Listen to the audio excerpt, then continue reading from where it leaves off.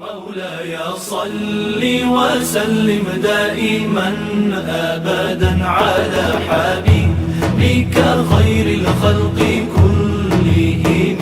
مولاي صل وسلم دائما أبدا على. السلام عليكم ورحمة الله وبركاته. إن الحمد لله نحمده ونستعينه ونستغفره ونعوذ بالله من شرور أنفسنا ومن سيئات أعمالنا. من يهد الله فلا مضل له ومن يضلله فلا هادي له. أشهد أن لا إله إلا الله وحده لا شريك له وأشهد أن محمدا عبده ورسوله لا نبي بعده. Allahumma salli wa sallim ala rasulil karim. Alhamdulillah, kawan-kawan yang dirahmati oleh Allah, bersyukurlah kita kepada Allah Subhanahu wa ta'ala. Allah Khalik, Allah Malik, Allah Razik. Allah yang menguasai diri kita, Allah yang menguasai seluruh alam, Allah yang menciptakan, Allah yang mengatur, dan Allah yang memberikan rezeki kepada kita semua. Patutlah kita mensyukuri atas nikmat-nikmat yang Allah berikan kepada kita itu dengan sebaik-baik rasa syukur, yaitu dengan menjalankan segala perintah-perintahnya dan menjauhi segala larangan-larangannya. Allah telah memberikan kita berbagai macam nikmat, yang diantaranya adalah nikmat sehat dan nikmat panjang umur. Ada lagi yang lebih mahal, yang lebih besar dari itu, yaitu nikmat iman dan Islam. Begitu banyak nikmat yang Allah berikan kepada kita. Kita ambil salah satunya adalah nikmat badan yang telah Allah berikan kepada kita, berupa mata, hidung, mulut, telinga, jantung, tangan, kaki, dan lain-lain. Dari nikmat badan ini saja begitu besar, begitu mahal.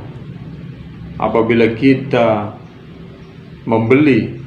sengaja membeli, maka niscaya mahal harganya. Salah satu contohnya misalnya mata. Kita ingin membeli mata seseorang, niscaya akan mahal harganya.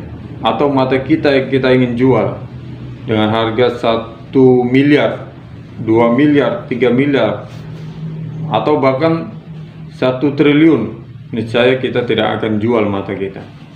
Percuma kita punya harta yang banyak, punya duit yang banyak, namun kita tidak bisa melihat dunia ini. Begitu juga dengan jantung misalnya. Kita punya uang triliunan, tapi jantung kita diambil, kita jual, maka kita akan mati. Maka dari karena itu, sungguh besar nikmat-nikmat yang Allah berikan kepada kita, namun kurang kita untuk mensyukuri nikmat itu. Kurang menyadari, kurang bermusahabah diri bahwasanya Allah telah memberikan kita banyak nikmat, apalagi nikmat iman dan Islam, yang dimana nikmat ini bisa membawa kita kepada kebahagiaan yang hakiki, yaitu surganya Allah Subhanahu wa ta'ala. Salawat serta salam tercurahkan kepada junjungan Nabi besar kita Muhammad sallallahu alaihi wasallam, Rasulullah, suri tauladan kita, yang dimana kita ditunjuki jalan yang lurus, jalan yang hak, jalan yang benar-benar akan menyelamatkan kita di dunia dan di akhirat. Maka sebaik-baik kita menjadi umat baginda Rasulullah SAW, yaitu menghidupkan sunnah-sunnah Rasulullah. Kita selama hidup di dunia ini, janganlah sampai kita sia-siakan hidup kita dengan melalaikan apa yang Allah dan Rasulnya perintahkan. Karena hidup kita hanya sekali, tidak akan terulang kedua kalinya. Setelah kita meninggal, maka kita akan mengetahui sebenarnya kehidupan di akhirat. Kita akan tahu amal kita, bagaimana balasan Allah kepada kita nanti. Maka dari karena itu, janganlah sampai kita menyesal di akhirat nanti. Kawan-kawan yang berbahagia, dalam hidup ini hanya dua yang menjadi pemikiran kita, yaitu untung atau rugi. Jangan sampai kita ini tidak berpikir tentang untung dan rugi. Keuntungan dan kerugian ini selalu berdampingan. Bahwasanya kalau kita tidak untung maka rugi. Maka dalam hal ini saya ingin membahas sedikit tentang untung dan rugi, karena hanya dua itu dalam kehidupan kita ini. Apabila kita diberikan keuntungan oleh Allah, maka kita akan bahagia, senang. Dan sebaliknya, apabila kita diberikan kerugian, maka kita akan menyesal. Maka dari karena itu, keuntungan dan kerugian ini kita benar-benar harus perhatikan. Kalau di dunia saja kita dalam kerugian itu tidak enak, menyesal, atau benar-benar sesuatu yang tidak menyenangkan, apalagi di akhirat. Maka dari karena itu, kita jangan sampai rugi dalam perkara agama. Kalau rugi dalam perkara dunia, itu kita jangan terlalu berat dalam pemikiran. Kita bawa ikhlas saja, kita bawa senyum saja, kita bawa sabar dan ridho terhadap keputusan Allah. Tetapi kalau rugi di akhirat, maka ini sebenar-benarnya kerugian. Karena apa? Di dunia rugi itu hanya sementara. Misalnya kita berdagang rugi, atau kita terkena musibah sehingga kita mendapatkan kerugian.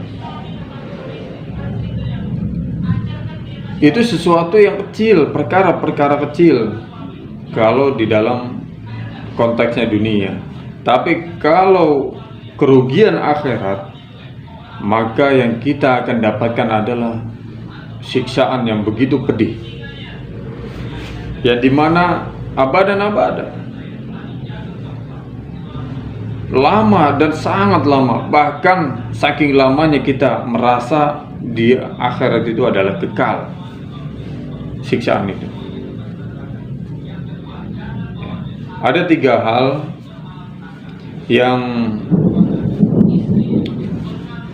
menjadi pembahasan tentang kerugian ini. Yang pertama adalah apabila kita mendapatkan musibah bagi orang yang beriman ini adalah ujian, yang dimana apabila kita diuji oleh Allah, kita sabar, maka ujian ini akan membawa kenikmatan.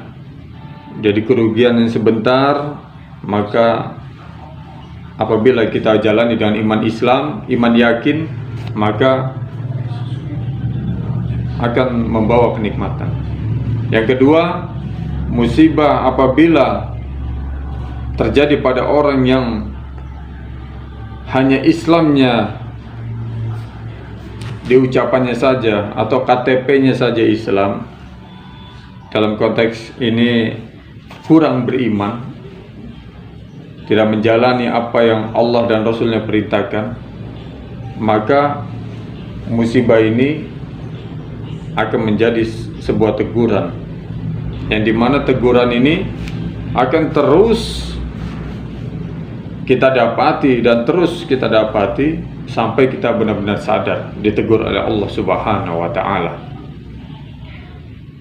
Maka bagi orang Islam, apabila kita ditegur, cepat-cepatlah kita sadar kepada Allah Subhanahu wa Ta'ala, agar kita dimuliakan oleh Allah.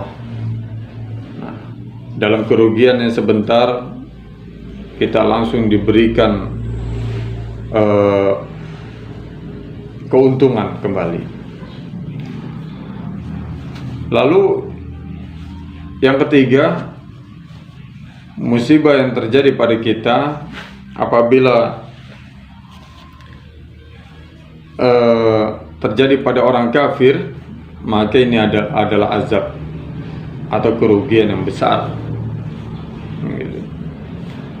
Maka dari karena itu, dari tiga hal ini, jadilah kita yang pertama, orang yang mendapatkan ujian dari Allah, musibah dari Allah atau kerugian yang kecil. Nah, kita sabar, kita jalani dengan iman yakin, maka keberuntungan yang besar menanti kita, kemuliaan yang agung akan kita dapatkan dari Allah Subhanahu wa Ta'ala. Hadirin kawan-kawan yang dimuliakan oleh Allah,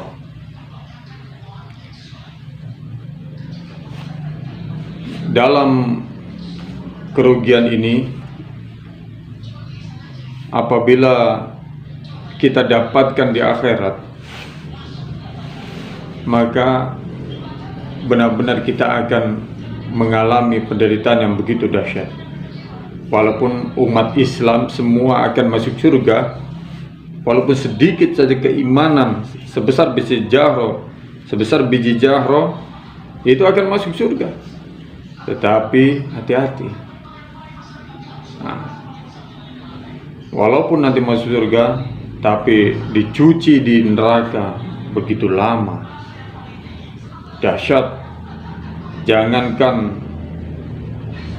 1 hari, 2 hari, 1 detik saja masuk neraka begitu besar siksaannya, sangat dahsyat. Niscaya kita tidak akan mampu menghadapi api neraka. Maka dari karena itu, berusahalah kita untuk mencari ridha Allah dan mendapatkan syafaat Rasulullah SAW, agar kita masuk neraka tanpa mampir dulu, agar kita masuk surga tanpa mampir dulu ke neraka. Jadi supaya kita langsung seperti masuk jalan tol, langsung masuk ke dalam surganya Allah Subhanahu wa Ta'ala tanpa mampir lagi ke neraka. Kawan-kawan yang berbahagia, Allah berfirman, A'udzubillahi minasyaitonirrajim, Bismillahirrahmanirrahim, Inna nahnu nuhyil mauta wa naktubu ma qaddamu wa asaru. Allah akan bangkitkan kita, dan Allah akan timbang amalan kita, dan Allah akan balas semua apa yang kita lakukan. yang baik, sebaik apapun, sekecil apapun kebaikan itu, Allah akan balas. Begitu juga yang buruk, sekecil apapun keburukan itu, Allah akan balas. Dan jejak-jejaknya. Nah, jejak-jejaknya ini para ulama mentafsirkan bahwa apa yang kita tinggalkan di dunia ini itu benar-benar akan mempengaruhi kehidupan kita di akhirat nanti. Jejak-jejak yang kita tinggalkan, apabila kita tinggalkan jejak yang buruk, maka keburukan itu apabila ditiru oleh orang lain, anak cucu kita terus menerus, keburukan itu akan menjadi dosa jariah bagi kita. Terus sampai kapan? Sampai kiamat. Begitu juga sebaliknya, apabila kita tinggalkan jejak yang baik, kebaikan, misalnya kita sebarkan ilmu yang bermanfaat, atau kita bangun masjid atau pondok pesantren dan lain-lain, selama itu masih dipakai oleh anak cucu kita, umat, sampai kiamat, maka pahala jariah sampai kiamat kita dapat. Maka dalam hal ini hati-hati, jangan sampai kita, khususnya generasi muda,